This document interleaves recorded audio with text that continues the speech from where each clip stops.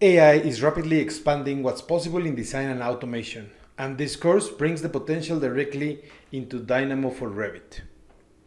Designed for professionals who want to connect OpenAI to Dynamo workflows, this course offers a structured way to build powerful AI-powered logic through pre-built custom nodes and your own OpenAI key.